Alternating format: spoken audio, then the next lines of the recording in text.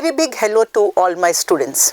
Dear students, I am here with the solutions of the PT6, the botany part, and I hope you are aware of the topic for this paper, the most interesting part of botany, the genetics, the principles of inheritance and variation and the molecular basis of inheritance. So chalo, let's not waste time. Let's start with the very first question out here. The very first question is question number 91.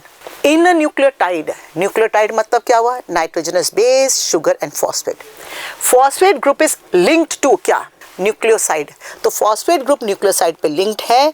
कहाँ पे linked है? Sugar पे linked है. तो sugar और phosphate के बीच में क्या बॉन्ड है ये पूछ रहे हैं. थ्रू द डैश लिंकेज, उस लिंकेज का नाम क्या है? तो लेट्स सी टू दैट. सबसे पहले मैं जो लिखा उसको बोलते ग्लाइकोसिडिक लिंकेज. नहीं, ग्लाइकोसिडिक लिंकेज किसके पास है? Nitrogenous base plus the sugar. अगर वो नाइट्रोजनस बेस है और साथ में मेरे पास क्या है? शुगर है. This bond is said to be what? Glycosidic. N glycosidic linkage out here. तो सेकंड ऑप्शन भी एन ग्लाइकोसिडिक है, तो ये दोनों कैंसिल हो गया. अब मेरे पास क्या बचा? Phosphoester bond. तो मेरे पास दोनों में फॉस्फोएस्टर है, फॉस्फोएस्टर है. तो आंसर कौन सा राइट है? तो फिर मुझे क्या देखना है? यहाँ पे देखना लिंकेज कहाँ पे अटैच्ड है. It's attached to the 5th prime OH and what is this bond known as? Phosphoester bond. So therefore the answer for the question is the C option. अगर आपको देखना है, ये शुगर है मेरे पास में. शुगर का यहाँ पे मेरे पास क्या है? यहाँ पे OH है. This is OH out here. This is H out here. इसको जाके फॉस्फेट लगता है. So this is 5 prime OH and the bond is phosphoester bond. The next question out here, match the following. देखिए इसको match करना, column A and column B. A में मैंने क्या दिया है? साइंटिस्ट का नाम, उनका फाइंडिंग्स क्या क्या. सबसे पहले टेलर एंड कलीग्स. वैसे सबको आना चाहिए. बाई चांस आपको भूल गया है तो पहले दूसरे कर लो. वैसे टेलर और उसने क्या किया था? कलीग्स मतलब उसके फ्रेंड्स. एटिल, टेलर, एटिल वर्ड आता है तो कलीग्स आउट है. क्या ढूंढा था? क्या उसने बायोकेमिकल कैरेक्टराइजेशन प्रिंसिपल ढूंढा था? यहाँ पे ट्रांसफॉर्मिंग प्रिंसिपल? नो. क्या ढूंढा था? उसने semi conservative replication of DNA बताया था. किसमें बताया था? In eukaryotes. यूकैरियोट्स जब किया था तो कौन से यूकैरियोट्स के बारे किया था? He had used which eukaryote? Vixia faba. Vixia faba. वो क्या है Vixia faba? Vixia faba happens to be the faba bean. Bean का नाम है. उसके अंदर उसने स्टडी किया था using what? Tritiated thymidine. That means मेरे पास इसमें thymidine में H3 है. तो ये वाला मैच कर दिया मैंने किससे? 4 वाले से. चलिए मेशर ने क्या बताया था? उसने बताया था DNA happens to be acidic in nature, present in something, और इसलिए उसको पता न्यूक्लियस में प्रेजेंट होता है, तभी उसको नाम क्या दे दिया? Nuclein. So that is matched with the second option out here. Crick भाई साहब ने तो बहुत कुछ दिया था, बट क्रिक अकेले ने क्या दिया था? Crick had given what? Central dogma. So that is to be matched with the third option out here. Avery MacLeod McCarty. सबसे पहले ग्रिफिथ का एक्सपेरिमेंट, जो ट्रांसफॉर्मेशन एक्सपेरिमेंट है, किसने दिया? ग्रिफिथ ने. बट क्या वो बता सका डैश कौन सा is the genetic material? He could not mention which वाला इज द जेनेटिक मटेरियल. तो किसने बताया? उसको प्रूव किसने किया? Avery MacLeod McCarty. So that is option number 1. तो मेरे पास मैच क्या कर रहा है? 4 2 3 1. Therefore the answer for this question happens to be the A option. मुझे बताओ किसने बताया था semi conservative replication of DNA in the prokaryotes? किसने बताया था? आ गया याद? चलिए fine, let's proceed. 93 DNA polymerase enzyme. तो DNA dependent DNA polymerase helps in what? Replication of the DNA. तो डीएनए रेप्लिकेशन ये एंजाइम करता है हमारे पास में. बट ये क्या है? स्लो है कि फास्ट है? Obviously it has to be very fast out here. When I say very fast, एक स्पीड लिखा बुक में. What is the speed for it? It is 2000 base pairs पर सेकेंड. तो पॉलीमराइजिंग का क्या है हमारे पास? स्पीड. हमको ये याद रखना है 2000 बेस पेयर पर सेकेंड. अगर आपको देता है सपोज 10,000 बेस पेयर्स का डीएनए स्ट्रैंड बनाना है तो कितना टाइम लगेगा? That is 5 seconds for it. तो स्पीड हमको समझ में आ गया. Obviously it's very fast out here. क्या ये लो डिग्री ऑफ एक्यूरेसी है कि high degree of accuracy? Accuracy तो होना पड़ेगा. एक भी नाइट्रोजनस बेस चेंज होता है तो म्यूटेशन होती है. म्यूटेशन होता है तो हमारी बॉडी में गड़बड़ होती है. तो गड़बड़ वाली बॉडी तो obviously it's not good out here. So you are going to have the accurate DNA replication out here. So it has to be very fast with high degree of accuracy. The answer for the question happens to be the D option. Fine. चलिए 94 क्या question है? During protein synthesis in an organism एक point पे process comes to an halt. What does halt mean? रुक जाता है. Select which group of the 3 codons, 3 codons मेरे पास ऐसे होते हैं जो हमारे पास ये हॉल्ट करते हैं।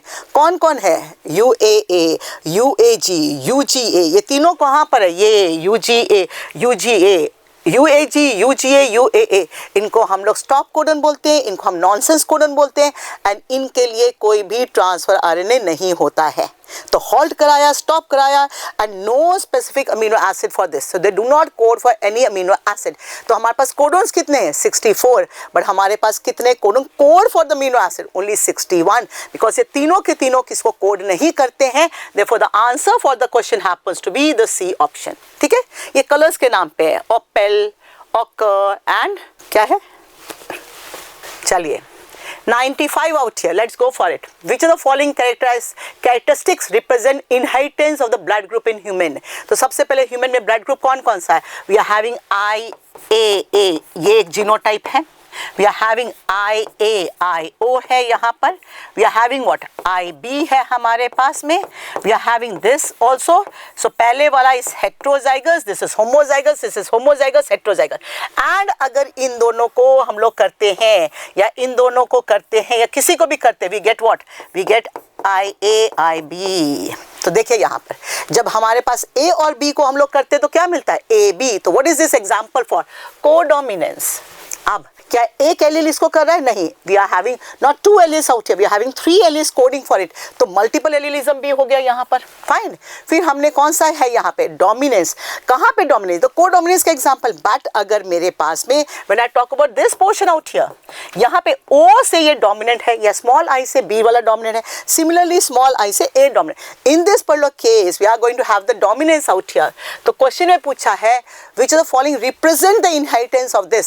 तो 1 is correct, 2 is correct, 3 is correct. The answer for the question happens to be the B option. ठीक है ना? तो बहुत कुछ है इसके लिए। तो let's go for the next question now. 96. A DNA molecule in E. coli, देख लीजिए, heavy and labeled with N15. That means अगर मेरे पास ये DNA है और ये दोनों 15 है, हैवी है यहाँ पर। ठीक है, heavy form of it, not the radioactive isotope of it, radioactive heavy form of it. ठीक है, रेप्लिकेटेड इन N14। आफ्टर 1 जनरेशन हमारे पास क्या होगा? ऑब्वियसली वी आर अवेयर, ये N15 अलग हो जाएगा, ये N15 अलग हो जाएगा। जब ये रेप्लिकेट करेगा तो ये क्या बनाएगा हमारे पास में यहाँ पर? ये क्या बना देगा हमारे पास? N14। ये क्या बना देगा हमारे पास? N14। So when you go for it, देखिए इसको, वो हैवी था, ये दोनों क्या हो गया? इंटरमीडिएट और मीडियम हो गया यहाँ पे, है ना? मीडियम हो गया, बट ये दोनों तो आपस में सिमिलर है। अब क्या है यहाँ पे देखो, बी सिमिलर, दैट मीन्स ये दोनों आपस में सिमिलर हैं in density but differ from that of the parent. Obviously इससे डिफरेंट है, which is a correct option. फिर भी हम लोग बाकी पढ़ लेते हैं। Differ in density as well as differ from the parent. Differ in density नहीं, आपस में तो सिमिलर है, तो ये रॉन्ग हो गया। Have same density as that of the parent, parent से तो अलग है, वो हैवी है, इंटरमीडिएट है।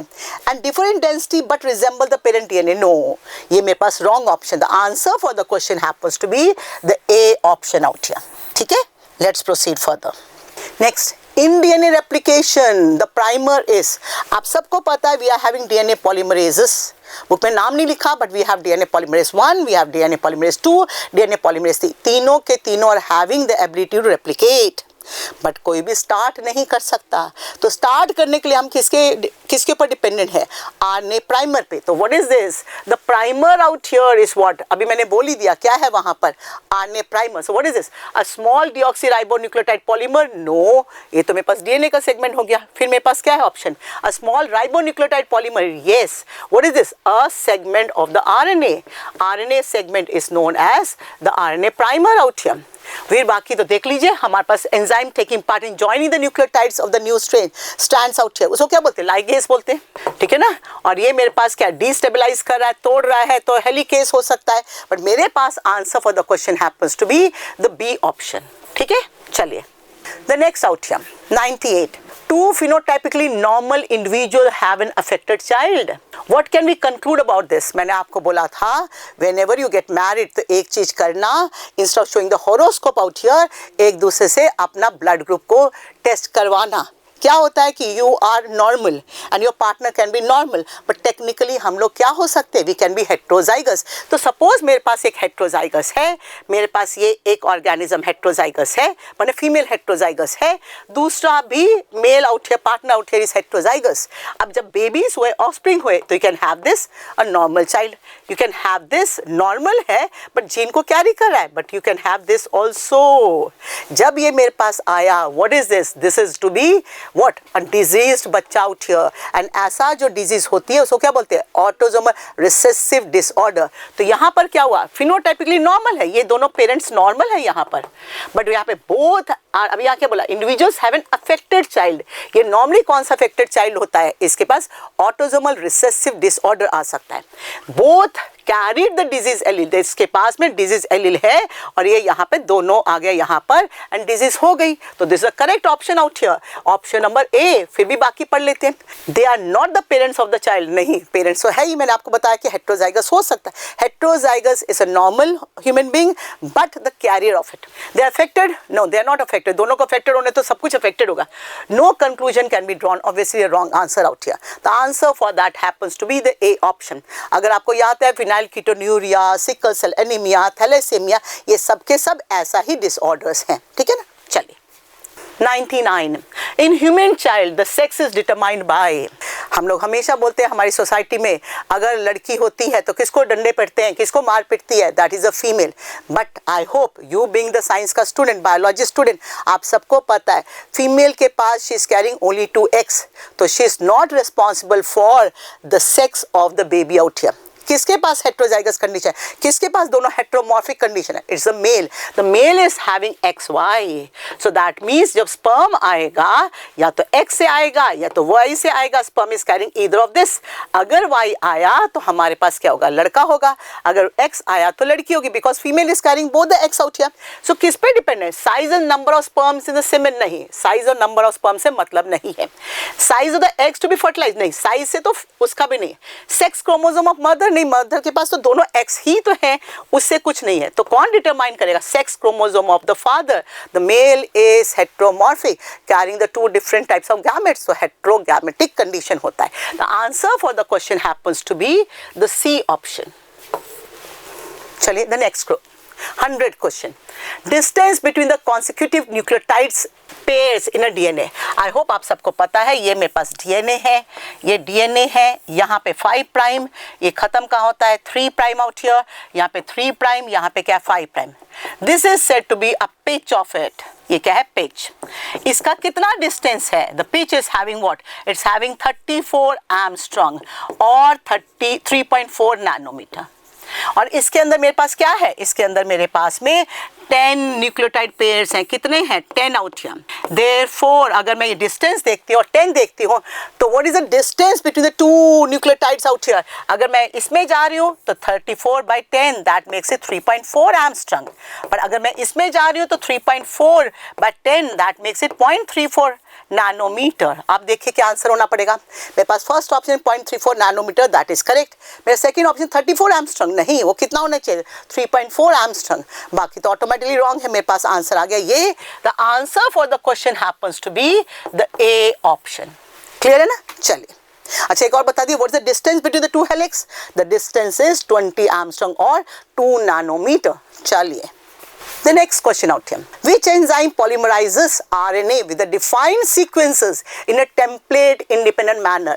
I hope सबको पता है जब मेरे पास DNA replication हो या RNA ट्रांसक्रिप्शन हो तो हम लोग जब करते हैं तो कॉम्प्लीमेंट्री नेचर लेके टेम्पलेट स्ट्रैंड लेके, that means the parental strand को देख के उसको बनाते हैं। तो अब हमने पूछा यहाँ पर, तो जब और देख के बनाते तो टेम्पलेट डिपेंडेंट मैनर होता है, यहाँ मैंने पूछा टेम्पलेट इंडिपेंडेंट मैनर में कौन कर रहा है एंजाइम। बुक में एक एंजाइम का नाम लिखा है सेवरो ओक्वा एंजाइम।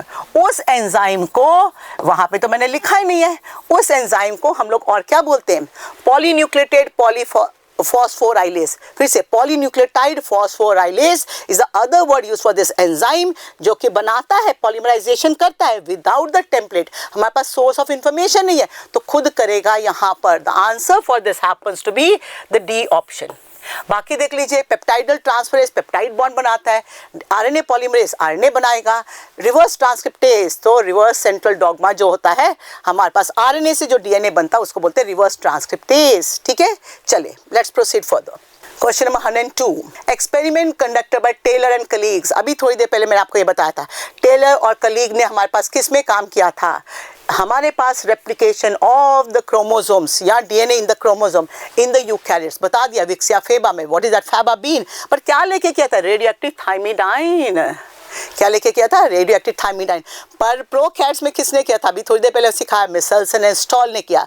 क्या लेके किया था, रेडियोएक्टिव, क्या किया था हमने, रेडियोएक्टिव नहीं लिया था, हमने क्या लिया, हैवी पार्ट लिया था वहाँ पे, N15 वहाँ पे लिया था N14 के बदले। The answer for this question happens to be the C option.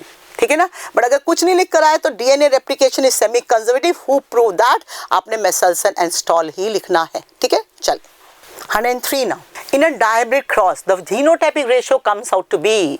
अब हम डाईहाइब्रिड क्रॉस है तो जीनोटाइपिक रेशियो क्या है, सबसे पहले ये एक चीज देखिए, द टाइप्स ऑफ जीनोटाइप के लिए फॉर्मूला क्या है, types of genotype, the formula for that happens to be 3 to the power n. N out here is number of heterozygous conditions, number of heterozygous alleles out here. तो dihybrid में कितना होता है, 2, so that makes it what, 9। तो जब मेरे पास 9 है तो रेशियो में मेरे पास 9 आना पड़ेगा, तो बिना इसको करे सॉल्व तो मेरे पास आंसर तो बी आ जाता है। बट हो सकता है वहां पे इससे ज्यादा, 2 ऑप्शन में भी 9 हो सकता, फिर हम लोग कैसे देखेंगे, लेट्स गो फॉर इट। अगर ये हमको ढूंढना है तो मेरे को क्या है, इजी क्या लगता है, मोनोहाइब्रिड क्रॉस। एक मोनोहाइब्रिड क्रॉस में जीनोटाइपिक रेशियो इज 1:2:1। डायहाइब्रिड में क्रॉस में क्या हुआ, 1:2:1। आप देख लीजिए, 1:1 1 आ गया, 1:2 2 आ गया, 1 आ गया, फिर 2:1 2, 2:4 2, 1 2 1। अब देख लीजिए 9 है यहाँ पर, वही है, हो सकता है आपको आगे पीछे लिखा हो, देखो कितने 2 है, 1 2 3 4, 1 2 3 4, देख लीजिए कितना 4 है, 1 है, कितने 1 है देख लीजिए। सो this is the right answer for that. अगर मैं जीनोटाइपिक के बदले यहाँ पर फिनोटाइपिक पूछती तो I hope everybody is aware this could have been the answer for that. उसका फिनोटाइप का फॉर्मूला क्या है, 2 the power n, n out here happens with 2, तो 2 the power 2 4, तो मेरे पास ये आंसर होता। क्लियर है, चलिए let's proceed further. If the progenies of the cross, this are self cross, सबसे पहले ये मेरे पास क्रॉस है a small b into what, small a capital B capital B। अब इसका प्रोजेनी क्या आएगा, I am going to have this cross with this gives me heterozygous condition, this cross with this gives me heterozygous condition। फिर मैंने क्या लिखा, a self crossed out here, इसको मैं self crossing करूंगी, इसको इससे ही क्रॉस करूंगी। Then the phenotypic ratio of the F2 will be, तो देखिए यहाँ से कुछ अलग लगता है, this is a normal dihybrid cross, तो इसका रेशियो happens to be 9:3:3:1। यहाँ पे मैं बोलती, अगर सीधा बोलती F2 क्या है मेरे पास में in case of a dihybrid cross, तो आप सबको आता, पर मैंने थोड़ा क्वेश्चन घुमा दिया तो answer is the same answer, पर थोड़ा ट्रिकी वे में दे दिया। So answer for that happens to be the A option. ठीक है ना, चलिए let's proceed further. All the following contributed to Mendel success except, Mendel ने तो बहुत अच्छा काम किया था, बट जब मेंडल काम कर रहा था तब लोगों ने पसंद नहीं किया, एज एट दैट टाइम हमारे पास माइक्रोस्कोप डिस्कवर नहीं हुआ था। Microscope was discovered very let out here, तब लोगों ने बोला अरे वो तो कितना इंटेलिजेंट पर्सन था। तो लेट्स सी उसका सक्सेस में क्या क्या उसने पॉजिटिव रोल प्ले किया, कहाँ पे वो लैक कर गया। Let's go for it. Mendel selection of P for the experiments, obviously इसके पास में कॉन्ट्रास्टिंग ट्रेड था, दैट इज वाई ये पी वॉज एन अच्छा material for it. Application of mathematical knowledge, आज हम बोलते हैं यस उसने किया तो वेरी गुड था, बट जब उसने किया था तब उसको सब लोग खराब बोल रहे थे, क्यों डाल दिया मैथ्स हमारे बायो में, बट आज के दिन वो पॉजिटिव पॉइंट है। Working on small sampling size at that time, नहीं उसने क्या लिया था, लार्ज सैम्पलिंग साइज, तो ये तो उसका राइट पार्ट नहीं है, उसने तो लार्ज लिया था तभी तो वो सक्सेसफुल था। Taking one character at a time, yes उसने हर टाइम क्या किया, एक एक कैरेक्टर को स्टडी किया, एक साथ दो दो तीन तीन को नहीं लिया, एक एक कैरेक्टर को एक टाइम स्टडी किया। And the problem out here जो सक्सेस में एक्सेप्ट पूछा क्या है, the answer happens to be C. अगर मैं वहां पे लार्ज लिखती तो that could have been a correct answer for it. चलिए 106 डायग्राम वाला है, let's go for it. Mendel has chosen 2 traits for the pod shape. हमारे पास एक पॉड शेप था, एक पॉड कलर था। ये पॉड शेप के बारे में बोल रहे हैं। ए एंड बी, देखिए यहाँ पे, इसको देखो, इसको क्या बोलते हैं ऐसा करके, what is this, constricted out here. ये पूरा है, इसको हम लोग फुल बोलेंगे, फुल नहीं बोला तो इन्फ्लेटेड भी बोलेंगे। एनसीईआरटी में एक पेज में फुल लिख दिया, एक पेज में इन्फ्लेटेड लिख दिया। चलिए, A pod happens to be full pod, yes A is full pod. Is a recessive trait, no this is a dominant वाला। And what is this? This is constricted. This is what? This is recessive wala. Constricted, recessive out here. So let's read the options out here carefully. तो पहला वाला मेरे पास wrong है। B represent full pod. No, B यहाँ पे ये wrong है, यहाँ पे ये wrong है, ठीक है ना। फिर मेरे पास A represent constricted pod, फिर यहाँ पे ये wrong है। Dominant तो वो ठीक था A वाला। B representing the constricted pod correct है, and it is a recessive trait. Yes, the answer for the question happens to be the D option. ठीक है, चलिए लेट्स प्रोसीड फॉर दम। अगेन हमारे पास क्या, match the following, let's match it now. Column A dihybrid test cross, अब आ गया टेस्ट क्रॉस। आई होप सबको पता है टेस्ट क्रॉस क्या होता है। Heterozygous with the recessive parents को क्रॉस करते हैं, उसको हम लोग टेस्ट क्रॉस बोलते हैं। अगर एक मोनोहाइब्रिड टेस्ट क्रॉस है तो उसका रेशियो क्या आता है, 1:1। तो डायब्रिड में 1:1 into 1:1 gives me 4:1। So this is A, P का आंसर क्या है 3, ठीक है। लॉ ऑफ सेग्रीगेशन, तीनों लॉ में से यूनिवर्सली एक्सेप्टेड लॉ कौन सा है, लॉ ऑफ सेग्रीगेशन, जब बताता है कि gametes are always pure for it, तो इसको प्योरिटी ऑफ गैमेट्स भी बोलते हैं। अगर किसी ने बोला कि ये मैडम बुक में वर्ड नहीं लिखा है, ऐसा हमारे निट में पेपर में आता है, हम बाकी तीनों कर लेते हैं, जो बच जाता है वो उसे मैच कर सकते हैं। But I hope everybody out here is aware, segregation को प्योरिटी ऑफ गैमेट्स भी बोलते हैं। चलो, अगर प्रॉब्लम है तो go for solving the other options out here. Law of independent assortment, law of independent assortment किसको बोलते हैं, अ नॉर्मल डायब्रिड क्रॉस को बोलते हैं। उसी ने तो law of independent assortment explain किया। This law is applicable to a dihybrid and more than that, 2 और मोर देन जीन्स के लिए एप्लीकेबल है। ABO blood group, what is an example for, multiple allelism का भी है, कोडोमिनेंस का भी है ना। तो हमारे पास answer out here happens to be 3, 4, 2, 1। तो A is 3, 4, 2, 1. The answer for that happens to be the A option. चलिए, the next वाला 108 out here. Let's talk about that. F1 progeny completely resembles either of the parental type. अगर मेरे पास है, suppose मेरे पास ये है capital A, small a, I get this. अब मेरे पास में जो F1 है, ये F1 है, ये इसको रिजेंबल कर रहा है। Genotypically it's different from both of it, but phenotypically it's similar to this, that means एक को रिजेंबल कर रहा है। अगर मैं इसको बोल रही हूँ और ये इसको रिजेंबल कर रहा है, तो what is this, a normal monohybrid cross. That means अगर मैं कलर जैसे आपको बताया था, अगर मैं रेड एंड व्हाइट कलर ले रही हूँ और ये मेरे पास रेड कलर है, this suppose this is red out here and this is white out here, what do I get if I get red, so what is this, dominance. तो उसमें लिखा है ईदर ऑफ द पेरेंट, तो ये क्या हो गया मेरे पास, नॉर्मल मोनोहाइब्रिड क्रॉस, जिसको हम लोग कंप्लीट डोमिनेंस भी बोलते हैं, डोमिनेंस आउट हियर। और अगर मेरे पास ये इनकम्प्लीट डोमिनेंस होता तो रेड एंड व्हाइट मिलके मेरे को क्या बनाते, पिंक। अगर ये पिंक बनाते तो ये क्या होता, इनकम्प्लीट डोमिनेंस। और अगर को डोमिनेंस है तो मेरे पास red and white, red white, red white, red white दोनों दिखते हैं। जैसे मैंने आपको रोन सिखाया था, तो मेरे पास दोनों दिखते हैं, इसको को डोमिनेंस बोलते हैं। Blending inheritance is again incomplete, जो मिक्सचर आ जाता है। तो answer for the question happens to be the dominance वाला, कंप्लीट डोमिनेंस वाला, normal monohybrid cross, that is the A option. ठीक है, चलिए next statement question 109। Statement 1, true breeding lines, इसको प्योर ब्रीडिंग लाइन्स भी बोलते हैं, ठीक है, have stable trait inheritance for several generation, that mean pure breeding है। अब देख लेते हैं what is it, that means homozygous condition. ये प्योर ब्रीडिंग है, ये ट्रू ब्रीडिंग है, this is also true breeding और प्योर ब्रीडिंग आउट है, ठीक है। अगर मैं इसको ब्रीड करती हूँ, सेल्फिंग करती हूँ, हर जनरेशन में ऐसे का ऐसे जाएगा, इसको भी करती हूँ, हर जनरेशन में ऐसे जाएगा, so that is very correct. But उसने कितना प्योर लाइन वेराइटीज लिया था, 14, 7 for the dominant trait, 7 for the recessive trait, तो he had taken 14 true breeding varieties out here, ठीक है, traits out here. Mendel conducted cross pollination experiments on true breeding, obviously उसने इसको इसी से cross कराया था, तभी तो हमारे पास लॉ ऑफ डोमिनेंस अब एप्लीकेबल था। तो विच is correct out here, this is correct, this is correct. The answer for the question happens to be the A option. Both of these are right out here. ठीक है ना, चलिए 110 statement 1, if more than one phenotype is influenced by the same gene, it is known as pleiotropic gene. Very correct. एक से ज़्यादा effect दिखाता है उसको हम प्लियोट्रॉपिज्म बोलते हैं, मल्टीपल फिनोटाइप भी बोलते हैं. करेक्ट है. बुक में क्या एग्जाम्पल दिया? Phenyl ketonuria. ठीक है ना, ये इसका एग्जाम्पल दिया. वैसे मेरे पास सिकल सेल एनीमिया, ये सब भी एग्जाम्पल इसके होते हैं. तो let's see the next line out here.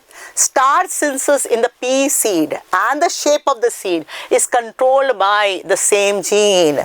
क्या हमारे पास प्लियोट्रॉपिज्म इन पी में दिखता है? यस, दिखता है. क्या हमको मेंडल ने बताया था? नहीं. उसके बाद जब प्लियोट्रॉपिज्म आया तब हमने स्टडी किया कि यहाँ पर ये जो सीड है, ये seed is with this genotype, this seed is with this genotype. ये जो है मेरे पास लार्ज सीड है, ठीक है, ये मेरे पास स्मॉल सीड है, ठीक है ना. बट ये जो मेरे पास क्या बनाता है? मोर स्टार्च. ये मेरे पास क्या बनाता है? Less starch. तो यहाँ तक तो कोई प्रॉब्लम नहीं है. पर जब इसको क्रॉस कराया हमने, ये बना यहाँ पर. अगर मैं साइज ऑफ द सीड की बात करती हूँ, this happens to be large size seed. But यहाँ पे क्या आता है? स्टार्च क्या है? This gives you intermediate. That means यहाँ पे जो मेरे पास है, यहाँ पे synthesis of starch is intermediate, not the dominant वाला, नॉट द लार्ज वाला. दैट मीन्स सेम यहाँ पर जीन है, एक से ज़्यादा कैरेक्टरिस्टिक को कंट्रोल कर रहा है, बट एक के लिए क्या है? This happens to be dominance, this happens to be incomplete dominance. But this line is also correct. That means both the correct line statements are correct. The answer for that happens to be the A option. ठीक है ना. चलिए 111. On crossing this with this, that means मैंने ले लिया A and B. इसको cross करा दिया इससे, तो आंसर क्या आता है मेरे पास? ये. फिर मैंने क्या करना है? Selfing on this. तो हमने इसको करना है. F2 जनरेशन पूछा, F1 बोले थे सिर्फ ये, पर मैंने F2 पूछा यहाँ पर. This is F1. तो F2 में क्या आंसर आता है? Let's go for it. आप पूछा इसको क्रॉस करने में ये कितना आता है. अब इसको काउंट करने में तो टाइम लग जाएगा. तो let's go for again a monohybrid cross. I hope सबको पता है, when I cross a heterozygous with heterozygous, I get this. ऐसा ही मिलता है ना. चलिए देखिए, अब मैंने क्या पूछा? कितना ये कैपिटल ए कितना मिला? मेरे पास 1 out of 4 is capital A. ठीक. बट सेकंड में मैंने क्या पूछा? साथ में capital B and small B. ये दोनों capital B and small B हुआ ना. ए लिखो, बी लिखो, तो कितना हो गया? ये मेरे पास 2/4 हो गया. अब दोनों को पूछूं, इसको कैसे लिखती हूँ? This out here into this. So this is 1/4 into 2/4. That makes it 2/16. The answer for the question happens to be the B option. अगर मैंने यहाँ पे दिया होता capital A small A, capital B small B, तो आंसर क्या होता? ये कितना मेरे पास बना? 2. तो 2 out of 4 into 2 out of 4. तो I could have got the answer as 4/16. ये तब आंसर होता. बट अभी के लिए आंसर मेरे पास क्या है? अभी के लिए मेरे पास answer is the B option. I hope you can solve it. तो हमको ये तो अभी सिखाने में टाइम लग गया, but I hope you are aware of it. तो जल्दी सॉल्व कर सकते हैं. हमको कम टाइम देना है फॉर बायो, स्टोर करना time for physics and chemistry out here. ठीक है. 112. According to the law of dominance by Mendel, क्या है ये? If a gene with heterozygous condition, तो मेरे पास heterozygous condition है यहाँ पर. A normal allele, this is a normal allele जो है मेरे पास, ठीक है ना, produces what? A normal enzyme, correct है. अब ये क्या हो गया? Modified allele है ना. ये क्या प्रोड्यूस करेगा? अब let's see the NCERT line, revise करो. It may either produce a normal enzyme, लिखा हुआ है, हो सकता है. It may produce a less efficient enzyme, लिखा हुआ है. It may produce a non functional enzyme, सब कुछ लिखा है. अब इसमें से सभी कुछ तो लिखा है, बट यहाँ पे इन्होंने क्या कर दिया? ओनली. तो this are wrong statement. But if you go for it either B और सी, जब दोनों है यहाँ पर, तो automatically this a better answer. But अगर मेरे पास होता है ईदर ए और बी और सी, तो तीनों करेक्ट होते. बट अभी के लिए मेरे पास आंसर क्या है? The D option. ठीक है. चलिए next 113. The genotypes of the husband and the wife are IA, IB and IA. That means husband जो है यहाँ पे, उसके पास ब्लड ग्रुप क्या है? उसके पास blood group is AB blood group. And wife का ब्लड ग्रुप क्या है, ओनली ए ब्लड ग्रुप, ठीक है ना। चलो ठीक है, fine. Among the blood types of the children, how many different genotypes and phenotypes are possible? चलो पहले क्रॉस कर लेते हैं, कितना जीनोटाइप पॉसिबल है हमारे पास में। अगर ये फर्स्ट वाला क्रॉस करा तो मेरे पास में ये, इसको इससे क्रॉस किया तो ये वाला हो सकता है, that means homozygous A blood group. Second को देखो, ये इससे क्रॉस हो सकता है, ये भी मेरे पास क्या है, ए ब्लड ग्रुप। तो phenotype is same, the genotype is different. इसको इससे करेंगे तो मेरे पास क्या आ गया, ए बी। ये क्या दिखा रहा है, को डोमिनेंस। ये क्या दिखा रहा है, डोमिनेंस आउट हियर। और ये क्या दिखाता है, बी। तो देखो पहले मेरे पास कितना जीनोटाइप्स आया, this is one genotype, this is one genotype, this is one genotype, this is one. तो मेरे पास में 4 जीनोटाइप्स दोनों करेक्ट हैं। फिनोटाइप कितना है, ये दोनों के दोनों क्या है, A blood group, this is what A B blood group, this is what B blood group. तो फिनोटाइप मेरे पास कितना आया, 3। So this is a wrong answer, this is a correct answer. The answer for the question happens to be the B option, correct है। चलिए 114 statement है। Statement 1, female bees have half the number of chromosomes than that of the males। तो यहीं पे line wrong हो गया। हम सबको पता, the male out here is known as drone, which is haploid, which is formed by what, parthenogenesis। that means यहाँ पे fertilization of egg नहीं होता है तो मेल बनता है, and male is haploid having 16 chromosomes। the female bees जो है वर्कर हो सकती है और the queen हो सकती है। ये दोनों क्या होते हैं, diploid out here, formed after fertilization। तो कितने क्रोमोसोम है, 32। सो दैट मीन्स मेरे पास पहली लाइन रॉन्ग होगी, मेल्स आर डिप्लॉयड, रॉन्ग है 32। यहाँ पे मैंने बता दिया उल्टा, so this is a wrong statement. Statement 2, the sperm and the egg fuse to develop as female bee. Yes, मैंने बताया स्पर्म और ये एग फ्यूज करता है फीमेल बी बनाने के लिए, वो क्या हो सकती है, वर्कर और the queen. And unfertilized egg develops as a male bee, which is correct, जो मैंने अभी आपको बताया। दैट मीन्स मेरे पास first statement is wrong and मेरे पास second statement is correct. If the statement 1 is false and 2 is correct, the answer for the question happens to be the D option। ठीक है ना। चलिए 115 स्टेटमेंट 1, मायोटोनिक डायस्ट्रॉफी एक ही बार लिखा है पूरी एनसीईआरटी में इसके बारे में, वो भी कहाँ पे, जब पेडिग्री एनालिसिस बताया हुआ है। Is an example for autosomal recessive trait. ठीक है ना, ये राइट है कि wrong, it is an autosomal but क्या है मेरे पास, डोमिनेंट ट्रेट। हमारे पास रिसेसिव के तो बहुत एग्जांपल्स हैं but this is a wrong answer out here. Sickle cell anaemia is autosomal dominant, उल्टा लिख दिया। Sickle cell out here happens to be the recessive, autosomal recessive, और वो मेरे पास है ऑटोजोमल डोमिनेंट। तो ये मेरे पास रॉन्ग स्टेटमेंट है, this is a wrong statement out here. Next, hemophilia is a sex-linked recessive disease, which is correct, where the heterozygous females are carrier for hemophilia. What is hemophilia? Bleeder's disease. ये bleeder's disease है यहाँ पर, ठीक है ना। तो ये क्या बता रहा है, females are heterozygous for it, और वो क्या होता है, कैरियर होती है। जो भी हेट्रोजाइगस कैरियर है वो सफरर कम होती है। तो हमारे पास this is a correct statement out here. The answer for that is, the first वाला is false but the second statement is true. The answer for that happens to be the D option. 116 now, the recombination frequency between the genes is, देखो अपना अपना frequency दिया हुआ है, आपने क्या करना है, the sequence of these genes on a linear chromosome, आपको इसको सीक्वेंस करना है।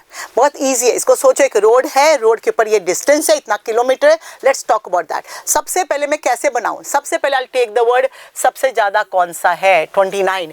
तो ये मेरे पास एक क्रोमोसोम है, यहाँ पे मेरे पास मैंने क्या दे दिया, this is A, this happens to be D. कितना डिस्टेंस है, ए और डी के बीच में मेरे पास है 29%, दैट मीन 29 किलोमीटर, बट यहाँ पे हम लोग क्या बोलते हैं, सेंटीमॉर्गन। तो चलिए 29 हो गया यहाँ पर, ठीक है। चलो नेक्स्ट है उससे कम, सी एंड डी के बीच में कितना, 24। ऑब्वियसली मैं यहाँ से नहीं, यहाँ से बना दूंगी, यहाँ से 24, दैट मीन्स यहाँ पे मेरे पास कितना के 24। पर ये याद रखो 29 वाज ए एंड डी, और इसके बीच सी और डी के बीच में 24, दैट मीन्स ए और सी के बीच में कितना होना पड़ा, 5। तो मेरे पास में इसके बाद में ए और सी के बीच में 5 है, वो भी हमारे पास यहाँ पे लिखा है। तो this is what, C and D के बीच में 24 है और मेरे पास ए और सी के बीच में कितना है, 5 है, ठीक है ना। अब देखो आगे क्या लिखा, उन्होंने बोला ये भी हो गया मेरे पास, ये भी हो गया। अब देखो बी, चलो ये भी हो गया, बी एंड सी के बीच में मेरे पास कितना है, बी और सी, बी को हमको बनाना पड़ेगा, बी और सी के बीच में कितना है, 15। तो लेट्स गो फॉर इट। यहाँ उस पर चलते थे, ए एंड बी के बीच में कितना, 20। तो ए और बी को मैं यहाँ बना देती हूँ, ए और बी के बीच में कितना 20, देखो बी और डी के बीच में कितना होना पड़ेगा, ये मेरे पास 20 है तो that happens B 4 out here. तो अगर आप इसको देखते हो हमारे पास में this is it, this is नहीं, ये कितना होना पड़ेगा 9, because this is 29 out here, ये होगा 9। तो देख लीजिए बी और डी के बीच में 9 है, बी और सी के बीच में देख लीजिए सारा को सारा मैंने बना दिया। So what is this sequence out here, it happens to be A C B D, this is a correct sequence out here. But अब एक चीज और देख लीजिए, मैं यहां से जा रही हूं तो ये है, हो सकता है मैं कभी कभी एक ऑप्शन में D B C A B दे सकती हूं। सो अगर ऐसा आंसर है तो मेरे पास आंसर होता बोथ ऑफ दिस, क्या होता है बोथ ऑफ दिस। तो इसके लिए ये फर्स्ट में अगर ये ऑप्शन है उसको टिक नहीं करना है, उसको ध्यान से देखना है। When I start from here I get this sequence, when I start from here I get this sequence, तो मेरे पास both of this can be correct और either of this can be correct. अभी के लिए मेरे पास आंसर है A C B D. Okay, the answer is option number C. Chromosome map किसने बनाना सिखाया था? मॉर्गन के स्टूडेंट ने। तो बीवेयर, आप भी हमारे स्टूडेंट हो, अच्छा काम करना, जल्दी से डॉक्टर बनना। ओके, चलो let's go for it. Given arrangement of homologous chromosome can be observed in, अब ये देख लीजिए क्या बनाया है यहाँ पर बुक में। ये जो डायग्राम है फॉर द जर्मिनल सेल्स बनाने के लिए मियोसिस दिखा रहा है। फर्स्ट डायग्राम जब उसने बनाया, this is the second diagram out here, उन्होंने फर्स्ट डायग्राम ऐसे बनाया, ऐसे करके एक एक बनाया है विद डिफरेंट कलर्स। तो ये येलो कलर वाला ही है, ये ऑरेंज कलर का है, और ये मेरे पास में क्या है रेड और ये green. This stage when they have shown is G1 stage, पर ऑब्वियसली ये G1 नहीं है। अब मैंने क्या किया, इस पे डबल बना दिया, सेंट्रोमियर के साथ दो बना दिए। सो दिस इज व्हाट डुप्लीकेशन हो चुका है यहाँ पे, डीएनए रेप्लिकेशन हो चुका है यहाँ पे। This is what the B stage, that means the G2 stage, that means the ये मियोसिस 2 नहीं होगा। मियोसिस 2 में हमारे पास में क्या हो जाता है, रिडक्शन हो जाता है, ठीक है ना, और जर्म सेल्स तो बनते हैं after that. So answer for this happens to be the B option. आपको जब ये पेपर मिलेगा that is not in the colour form of it, but इसको ट्राई किया है डिफरेंट कलर्स बनाने के लिए। कलर से नहीं भी पहचानते तो यू कैन ऑलवेज पहचानोफाई from where with the centromere, and दोनों क्रोमेटिड्स हैं यहाँ पर, होमोलोगस क्रोमोसोम बनाए गए हैं। Correct, the answer for this is B option. Next look at this diagram. जैसे बहुत स्टूडेंट्स डर जाते हैं, मॉर्गन का एक्सपेरिमेंट है, मॉर्गन ने ड्रोसोफिला में किया था 2 क्रॉसेस, एक आई कलर एंड बॉडी कलर, एक आई कलर एंड क्या लिया था उसने, द साइज ऑफ विंग्स। देखो इसमें ये क्या है, ये मेरे पास eye colour and the body colour है, eye colour and the body colour, ठीक है ना। और ये वाला क्या है मेरे पास, eye colour and the size of the wings, size of wings.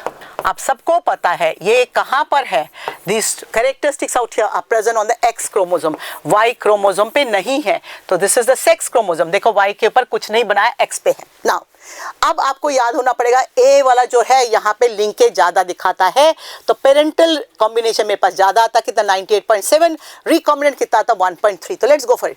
Y and W, this is Y and W are more link than W and M, तो ऑब्वियसली इससे ज्यादा है, बिकॉज यहाँ पे parental ratio is quite high in comparison to the other वाला out here, ठीक है ना। नेक्स्ट देखिए, recombinants will be more in number in A, अगर इसके अंदर पेरेंटल वाला इस ज्यादा तो रिकॉम्बिनेंट्स तो ज्यादा हो ही नहीं सकते। सो this is wrong out here, recombinants किस में ज्यादा है, बी के अंदर ज्यादा है ना। नेक्स्ट देखो, cross A the parental type will be more than the recombinant, obviously parental, यहाँ पे हमसे क्या पूछा, इनकरेक्ट पूछा है, इनकरेक्ट पूछा है। सो मेरे पास में इनकरेक्ट क्या हो गया, यहाँ पर मेरे पास ये recombinant will be more in number in cross A than B, no, यहाँ पे मेरे पास रिकॉम्बिनेंट्स क्या कम ही होने पर। सो this is incorrect, but this is the right answer for it. In cross A, parental type will be more than the recombinant. Obviously, parental ज़्यादा होना पड़ेगा. In cross B, parental type will be more than the recombinant. Yes, दोनों के अंदर linkage है. Parental ratio is more in both the cases, but ज़्यादा parental किस में है? In the first cross than the second cross. तो recombinants मेरे पास क्या होगा, कम होना पड़ेगा both the cases. The answer for that is B. इस बार इनकरेक्ट पूछा है, लास्ट पेपर में मैंने बहुत सारा इनकरेक्ट दिया था, इस बार मैंने करेक्ट वाला ज्यादा दिया है, तो अभी इनकरेक्ट से स्टार्ट हुआ है। तो let's go for it. Next, more the frequency of recombination, तो more the frequency means more the crossing over, lesser the linkage, more the frequency। recombination मतलब क्या, न्यू कॉम्बिनेशन किसके लिए हुआ, because of what, crossing over. Crossing over किस में ज्यादा होता है, more the distance more the crossing over. तो let's talk about that. and lesser the linkage. Okay, more is the distance between the two genes, which is correct out here. अगर मैंने बोला the distance between the two genes is 20%, या जो भी है वहाँ पर, तो what 20 centimorgan या map units, तो कितना उसका frequency है for recombination or crossing over? It happens to be same. The distance out here is measured as the frequency of recombination. ठीक है ना? तो that is correct line out here. Less is the distance between the two genes. नहीं, more is the distance between it. तो wrong है. The chances of crossing over, less chance of crossing over. No, more the chance of crossing over. More the chance of forming parental type. नहीं, more the chance of forming recombinants. तो answer for the question happens to be A option. And crossing over and linkage is inversely proportional to each other. तो उसका उल्टा will be true for the linkage out here. ठीक है ना? चलिए. Next question. Choose the correct option out here. Splicing represents the dominance of RNA world. Splicing मतलब किसको निकालना है मैंने? हमारे पास में जब बनता है डीएनए से आरएनए, हम नॉर्मली एमआरएनए बनाने लगते हैं, बट एमआरएनए नहीं बनता, मेरे पास क्या बनता है? HnRNA, heterogeneous nuclear RNA. HnRNA में बस क्या है? एक्सॉन्स एंड इंट्रॉन्स है. तो मेरे को किसको निकालना है? स्प्लाइसिंग करना है, टेलरिंग करना, प्रोसेसिंग करना, किसको निकालना है? इंट्रॉन्स. तो जब मेरे पास ये आ गया तो ये क्या हो गया? Dominance of the RNA world. Yes, उसने बताया कि आरएनए बहुत कुछ करता है, इसने इतना कुछ इसमें एबिलिटी है. The presence of intron is a reminiscent of antiquity. Presence of the parental ancient, antiquity means ancient का लेफ्ट ओवर. जैसे हमारे पास टेल बोन है, टेल बोन क्या बता रही है? हमारा पेरेंटल उससे आया है, कोई काम की नहीं है हमारे पास. तो same thing out here, intron काम का नहीं है, बट ये क्या है? Reminiscent of antiquity, which is the correct line out here. Split gene arrangements represent an ancient feature of the genome. Yes, ये इसका ancient feature बता रहा है कि split genes है. Split gene मतलब DNA को split DNA बोलते हैं, तो which is also an ancient feature of it. That means तीनों के तीनों line मेरे पास correct है. The answer for that happens to be the D option. Normally students इसको reminiscent of antiquity, dominance of RNA world को पढ़ना छोड़ देते हैं, इसने deliberately question डाला है. All of this is correct. चलिए 121. ड्रोसोफिला मिलानोगैस्टर मॉर्गन ने चूज किया था. Found to be very suitable for genetic study because, इसने उसको पी को छोड़ के इसमें चला गया ड्रोसोफिला को. तो देखते हैं क्या क्या क्यों सुटेबल ज्यादा था. It could be grown in simple synthetic media in the labs. Yes, simple से सिंथेटिक मीडिया. मैंने बोला अगर इसको फ्रूट फ्लाई बोलते हैं, आप थोड़ा सा बनाना को खोल के रखो, उसके ऊपर भी ड्रोसोफिला आ जाता है, कोई मेहनत नहीं करनी, and that can be grown out here. तो करेक्ट है. Complete their life cycle in 14 days. NCERT में लिखा 2 weeks. Obviously 2 weeks means 14 days. Correct option है. A single mating could produce a large number of progeny. वो भी correct है. ऐसा organism जो ज़्यादा progeny produce करता है, छोटा organism produce करता है, large करता है, उसका R value is high. Ecology पढ़ रहे हैं अभी सब लोग batches, तो R is higher for it. बाद में पढ़ना बाकी लोग. चलिए, male and female are clearly distinguishable. Yes, अगर आपको देखा वहाँ पे डायग्राम बना है, एक फीमेल बी और female Drosophila and a male Drosophila बना है, बड़ा वाला is the female out here. तो वो हम सेपरेट कर सकते हैं. It has few hereditary variation and can be seen under high power microscope. बताओ क्या यहाँ पे गलती है? It has large hereditary variation and low power microscope में देख सकते हैं. तो that means this is a wrong line out here. How many of this are correct statements? This happens to be the 4 correct statements out here. एक ही wrong है, which is known as the 5th option out here. The answer for the question happens to be the B option. चलिए एक again diagram वाला question देखते हैं. ये sex chromosome in an organism is shown below. ठीक है, ये मेरे पास XX होता है, ये XX है और ये XY है, जो कि Y is the smallest chromosome. Male normally हमारे पास हेट्रोजाइगस होते हैं, दैट इज वाई. हेट्रोजाइगस मतलब हेट्रोमॉर्फिक आउट हियर. मेरे पास में is this the male chicken out here? No, male chicken birds out here are showing you what? ZW. Sorry, they are showing you what? ZZ. यहाँ पे birds के अंदर हमारे पास कौन होता है? हेट्रोजाइगस या heteromorphic out here, the females out here. तो ये होता है ZW. मेल ड्रोसोफिला क्या है? XY. ये क्या है? Female Drosophila. ये अब डायग्राम वाइज अगर आप देखते हो तो बुक में सेम डायग्राम बना है for the female chicken too, पर वहां पे गलती क्या हो गई? वो ही सेम डायग्राम में बना के, पर मुझे यहाँ पे ZW लिखना चाहिए था. किसके लिए? फीमेल चिकन के लिए. तो अगर मैं नीचे नहीं लिखती तो मेरे पास में ये भी करेक्ट होता है, ये भी करेक्ट होता है, बट मैंने नीचे में XY डाल दिया. Therefore the answer is not the female chicken, is a male drosophila out here. That is the C option. ठीक है, चलिए नेक्स्ट. इन फिनाइल कीटोन्यूरिया क्या बताया? Inborn error of metabolism. Autosomal recessive disorder, pleiotropism, कितना कुछ करता है। In phenylketonuria, accumulation of which compound in the brain results in mental retardation? हमने पढ़ा था हमारी बॉडी में फिनाइलएलानाइन है, वहाँ पे एक जीन एक एंजाइम प्रोड्यूस करता है, उस एंजाइम का नाम क्या है? हमारे पास हाइड्रोक्सिलेज। वो हाइड्रोक्सिलेज क्या करता है? चलो लेट्स गो फॉर इट। हमारे पास फिनाइलएलानाइन है, एलानाइन है, एक जीन यहाँ पे काम करती है, वो जीन एंजाइम बनाती है, उस एंजाइम का नाम क्या है? हाइड्रोक्सिलेज। किसको हाइड्रोक्सिलेज करता है? फिनाइलएलानाइन को हाइड्रोक्सिलेज। तो क्या बना देता है इसको? टायरोसिन। हमारी बॉडी में जब टायरोसिन बनता है तो functioning of the body is normal, but अगर वो जीन में म्यूटेशन हो गया तो वो एंजाइम भी दूसरा एंजाइम हो सकता है, तो हाइड्रोक्सिलेज एंजाइम इज एब्सेंट। तो मेरे पास फिनाइलएलानाइन टायरोसिन नहीं बनाता है, क्या बनाता है? Phenyl pyruvic acid. Phenyl pyruvic acid. जब किसी के पास में बॉडी में फिनाइल पायरुविक एसिड बन जाती है, from way phenylalanine in the absence of hydroxylase enzyme, वो एक्यूमुलेट करता है, हेयर ग्रे हो जाते हैं, बॉडी का स्किन कलर वाइटिश की साइड चला जाता है, मेंटल रिटार्डेशन होता है। यहाँ पर हमारे पास में पूछा क्या? Mental retardation. तो किसके उससे होता है? Phenyl pyruvic acid. लाइसिन नहीं है, टायरोसिन नहीं है, लैक्टिक एसिड नहीं है। माइंड यू यहाँ पे मैं फिनाइलएलानाइन भी लिख सकती थी, वो भी रॉन्ग आंसर है। Answer for the question happens to be the C option. ठीक है, चलिए 124 अब match the following question out है।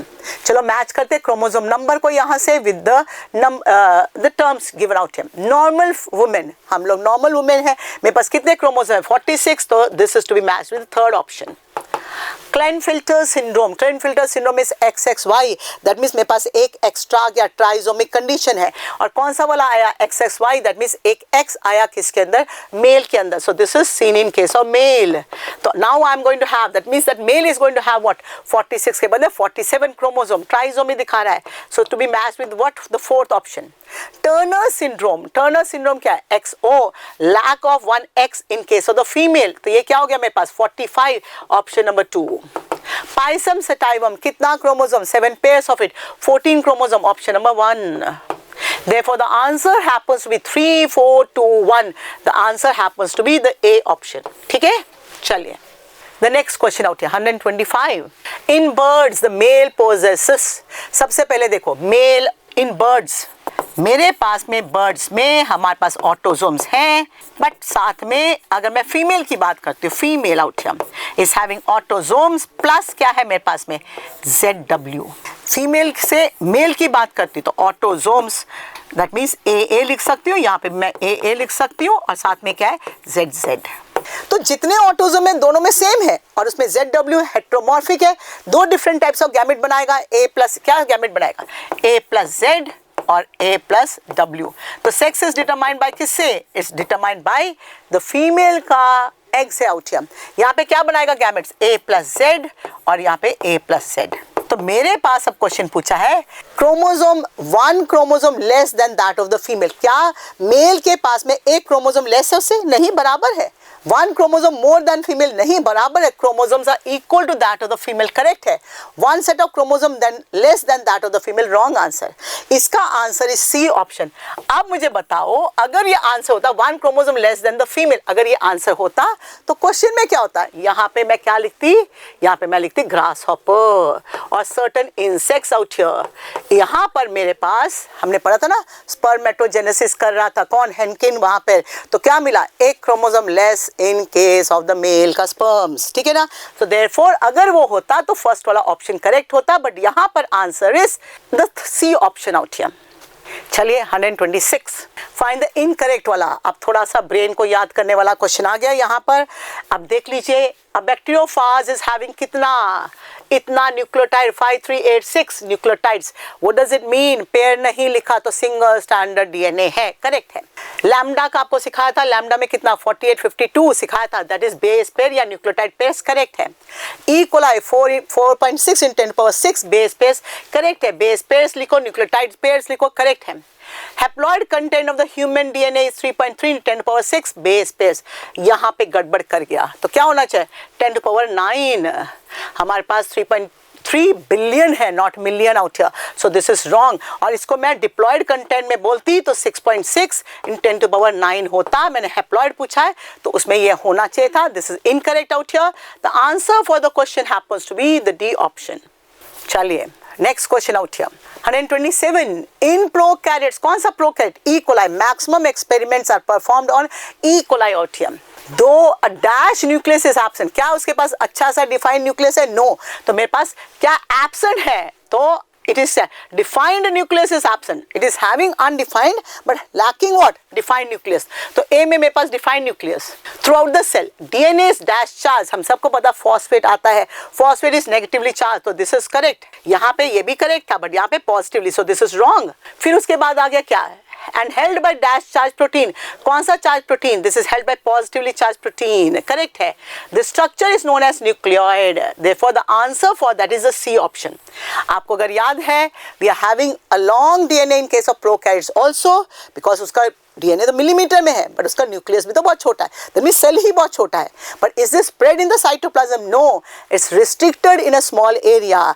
जहाँ पे प्रोटीन जो है लार्ज लूप्स बनाते हैं हमारे पास and that area is known as nucleoid. The answer for the question happens to be the C option. 128 what will be the sequence of mRNA produced by the following stretch of DNA? सबसे पहले देखो template strand है and coding strand है। हमने बोला था सब references are with respect to coding strand, क्योंकि टेम्पलेट का जो है हमारे पास में कॉम्प्लीमेंट्री स्टैंड बनता है तो कोडिंग का तो एग्जैक्ट कॉपी होना पड़ेगा। बट डीएनए में क्या है मेरे पास? ATCG। आरएनए में मेरे पास क्या होता है? टी के बदले यू। तो it happens be everything same except, किसको सिमिलर? कोडिंग स्ट्रैंड से। बट क्या डिफरेंस है? थायमिन के बदले यूरासिल, गो फॉर इट। पहली बात यहाँ पर देखो तो यहाँ पे टी है तो यहाँ पे यू आना चाहिए, तो ये दोनों तो चले गए। फिर ए सी सी जी जी टी के बदले यू, ये दोनों करेक्ट हैं। अब मेरे पास दो ऑप्शन आ गए, but what is the polarity for that? जो पोलैरिटी मेरे पास कोडिंग स्ट्रैंड की है 5' to 3', तो यहाँ पे भी मेरे पास 5' to 3' होना पड़ेगा। The answer for the question happens to be the B option. 3' to 5' तो हमारे पास टेम्पलेट स्टैंड रन करता है, therefore the answer for that is the B option. Next वाला, in bacteria transcription and translation takes place in the same compartment. Why? ये मेरे पास में एक सेल है, अगर यूकैरियोटिक सेल बोलती हूँ, यहाँ पे मेरे पास न्यूक्लियस है, यहाँ पे मेरे पास DNA, this is eukaryotic cell. Okay, तो यहाँ पे मेरे पास न्यूक्लियस है, उसके अंदर ये डीएनए है और डीएनए जब कर रहा है तो ये क्या बनाता है? ये बनाता RNA. So this is the RNA which is been formed. कहाँ बन रहा है? In the nucleus. और यहाँ पे मेरे पास क्या हो रहा है? ट्रांसलेशन हो रहा है। यहाँ से जाके या यहाँ पर जाकर ये क्या करेगा? ट्रांसलेशन करेगा यहाँ पर जाके। But in this particular case क्या मेरे पास यू प्रोकैरियोट्स के अंदर ये न्यूक्लियस और ये है? नहीं है। तो कहाँ पर होगा? मेरे पास में नो न्यूक्लियस या नो न्यूक्लियर मेम्ब्रेन नहीं है मेरे पास, और मेरे पास में therefore no difference between no separation of cytosol and nucleus, तो दोनों एक ही है, यहीं पर है मेरे पास में। ये न्यूक्लियोइड है बोलते ना, ये देखो लार्ज लूप्स बना दिया। यहीं पे मेरे पास ट्रांसक्रिप्शन हो रहा है, यहीं पे मेरे पास क्या हो रहा है? ट्रांसलेशन हो रहा है। एंड ट्रांसक्रिप्शन कंप्लीट होने से पहले ही ट्रांसलेशन स्टार्ट्स, जबकि मेरे पास यूकैरियोट्स में यहाँ से निकलेगा बाहर जाएगा तब ये स्टार्ट होता है। तो ये दोनों चीज हो रही है, ये दोनों में एक साथ हो रहा है और ये एक एरिया में हो रहा है, इसको बोलते हैं A and B is correct. The answer for 129 happens to be the C option. What do we have the words? Coupling of transcription and translation भी वर्ड यूज करते हैं। दैट मीन्स जगह एक है एंड साइमल्टेनियसली हो रहा है before the completion of transcription translation starts. The answer is the C option. 130 assertion and reason. Viruses having RNA genome, yes, viruses के पास RNA genome होता है। शॉर्टर लाइफ स्पैन, हाँ जी शॉर्टर लाइफ स्पैन होता है, और वो क्या करता है? म्यूटेट्स एंड इवॉल्व्स फास्टर। अगर आपको याद है कोविड वायरस, आपको पता है वहाँ पे आरएनए जेनेटिक मटेरियल था एंड आपने देखा कितनी जल्दी इसका फॉर्म्स चेंज होता था, कितनी वेराइटीज के फॉर्म्स आते जा रहे थे। This is the correct answer out here. Next, RNA is unstable and mutates faster. Yes, यहाँ पे म्यूटेशन करता है बट बहुत फास्टर करता है। This is also correct. So that means this is the correct explanation of the assertion out here. The answer is a. देखो mutation के बारे में लिख दिया, यहाँ पर अनस्टेबिलिटी लिख दिया, इसके लिए म्यूटेशन कर रहा है, तो करेक्ट एक्सप्लेनेशन है answer is a. 131, let's again go for match the following out here. Sigma factor, sigma क्या करता है? Sigma is required by the RNA polymerase in case of prokaryotes. क्या करेगा? Initiation, पहचानेगा कहाँ पे इसको bind करना है. तो क्या कर रहा है? A is to match with the B, 4th second वाला option. कैपिंग, कैपिंग कहाँ लगती है हमारे पास? In case of the mRNA कहाँ पर? In case of the eukaryotes. तो कैपिंग कहाँ पर लगे? 5 प्राइम एंड पे, दैट मीन्स 3 ऑप्शन. टेलिंग कहाँ लगता है? एंड में. कहाँ पर है? हमारे पास 3 प्राइम पे लगती है, तो this is the 4th option. Coding stand अभी बताया कौन सी डायरेक्शन में रन करता है? 5 prime to 3 prime. The answer for the question happens with 2 3 4 1. What is that? The B option is the answer for it. तो ये है बी ऑप्शन. चलिए द नेक्स्ट क्वेश्चन आउट है. हमारे पास है मिसेल्सन एंड स्टॉल, जिसने क्या बताया था? Semi conservative mode of replication in case of prokaryotes. उसने क्या लिया था? Heavy isotope of it. उसने रेडियोएक्टिव आइसोटोप नहीं लिया था, हैवी आइसोटोप ऑफ इट. तो उसके बाद में क्या बोला? अगर वो कंटिन्यू करता है फॉर 4 जनरेशंस, तो कैसा हमारे पास 4th जनरेशन में होगा? किसका रेशियो? हैवी, ये हैवी है, हैवी का रेशियो, इंटरमीडिएट और मीडियम का रेशियो एंड लाइटर का रेशियो. चलो देखते हैं. अगर मैंने यहाँ पे लिया हैवी आउट या दोनों 15-15, तो फर्स्ट जनरेशन मेरे पास क्या बनेगा? मेरे पास 15 and 14 बनेगा. मैं 14 बना देती हूँ दूसरे कलर से. सेकेंड जनरेशन क्या बनेगा? दिस इज 15 अगेन, ये दिस इज 15 अगेन. एक बार इसको ले लेती हूँ, दूसरा कलर आउट हियर. तो ये बनाएगा क्या है? मेरे पास 14 out here, this is going to be 14. That means 2 बने, बट दोनों के दोनों क्या मिला? इंटरमीडिएट. तो 2 आउट हियर, इंटरमीडिएट. यहाँ पे क्या बना? इसका 14 बना, इसका भी 14 बना. बट इनके ये वाला भी तो सेपरेट करेगा, ये भी सेपरेट किया, ये भी सेपरेट किया. What is this? 14. इसने भी क्या बनाया? 14. ये 14 है, नया बनाया 14. तो that means the second generation में मेरे पास क्या बना?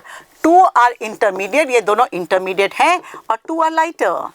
अब थर्ड जनरेशन में क्या बनेगा? थोड़ा मैथ्स लगाते हैं. तो थर्ड जनरेशन में कितना बनेगा? यहाँ पे 4 बना, थर्ड में कितना बनेगा? 8 बनेगा. इंटरमीडिएट मेरे पास क्या देगा? 2 ही, बट मेरे पास 6 क्या बन जाएगा? 6 विल बी लाइटर. फिर नेक्स्ट जनरेशन में कितना बनेगा? 8 का 16. 2 मेरे पास इंटरमीडिएट रहेगा एंड मेरे पास 14 बनेगा लाइटर. अब मेरे से पूछा उसने कितना हैवी, कितना इंटरमीडिएट, कितना लाइटर. हैवी तो 0, तो मेरे पास 0 कौन सा? ये और ये, तो ये दोनों तो गया यहाँ पर. अब मेरे पास क्या बना? मेरे पास 2 and 14. अब 2 and 14 का ही नहीं है, तो 1 and 7. The answer for that happens to be the D option. I hope everybody is clear with this. थोड़ा मैथ्स लगाना है, पूरे करते नहीं रहना है, आपको ये देख लेना है. ठीक है ना? चलिए the next question out here. 133. With regard to a mature mRNA in the eukaryotes, हमारे पास hnRNA से हमारे पास mRNA बनता है. ठीक है ना? mRNA बनता है. क्लियर है? अब हमारे पास जब mRNA बनता है, हमने इसमें स्प्लाइसिंग किया, हमने कुछ निकाला यहाँ से. इसमें क्या था मेरे पास? इसमें एक्सॉन भी था, मेरे पास इंट्रॉन भी था. जब मैंने स्प्लाइसिंग किया इंट्रॉन, हमारे पास ये क्या बना? Only exons out here. तो मैंने किसको निकाल दिया? इसको बाहर निकाल दिया, आउट. चलो देखते हैं. Exons and intron do not appear in mature RNA. दोनों ये नहीं अपीयर करता, पर ये तो करता है, तो this is wrong statement. Exons appear but introns do not appear, which is correct statement. Introns appear but exon do not appear, which is a wrong statement. Both intron and exon appear in the mature RNA. No, ये भी wrong है. तो मेरे पास answer क्या है? The B option out here. ठीक है ना? चलिए द नेक्स्ट क्वेश्चन 44. देखिए इसको, ये किसने दिया था? क्रिक ने अकेला दिया था. तो ये पूछा किसने दिया था? यहाँ पे सी. ये देखो ABC, प्रपोज्ड बाय सी. तो सी कौन है? वॉटसन नहीं, चारगाफ नहीं, क्रिक है, और ये भी नहीं. तो ऐसे ही आंसर हम लोग कर सकते हैं. बट स्टिल ए DNA से RNA बना, what is that known as transcription. mRNA से प्रोटीन बना, ट्रांसलेशन. दिया किसने? Francis Crick. The answer for the question happens to be the C option. है ना? चलिए आगे चलते. The last question 135. In Griffith's experiment, ये क्या है? Search of genetic material. उसने किस पे काम किया था? उसने लिया था निमोनोकोकस का 2 varieties out here, R and the S. तो R जो था नॉन पैथोजेनिक था, नॉन विरुलेंट था. S जो था पैथोजेनिक था. देखो लाइव R स्टेन उसमें डाल दिया, इंजेक्ट कर दिया, तो A क्या हो गया? तो ये मेरे पास नॉन पैथोजेनिक, तो अलाइव था, जिंदा था आउट हियर. तो जिंदा था out here, that means survived out here. तो सर्वाइव्ड, डाइड तो खत्म आंसर. इन दोनों में से चूज करना है. लाइव S स्टेन, तो लाइव S स्टेन से क्या हो गया हमारे पास? ऑब्वियसली मर गया, बिकॉज वो पैथोजेनिक था. तो डेड, तो अभी भी मेरे पास दोनों करेक्ट हैं। Heat killed S type, heat killed S type जो है वो तो बैक्टीरिया मर गया, तो that means what, survived out here, alive. तब उसने देखा था ये भी जिंदा ये भी जिंदा, तो उसने क्या किया, हीट किल्ड एस टाइप के साथ लाइव आर टाइप दे दिया, तो क्या हुआ यहाँ पे, वहां पे मर गया। That is why he mention that the S type of the bacteria gives out something which has been picked up by the heat killed S type, gets transformed into what, the S type. इसका जो transforming principle था किसने दिया था, Avery, MacLeod, McCarthy. Therefore the answer for the question happens to be the B option. So here we come to the end of the solutions of this paper. I hope आपने अच्छे से इसको किया होगा. Hope you have enjoyed the appearing the paper. All the best. See ya later.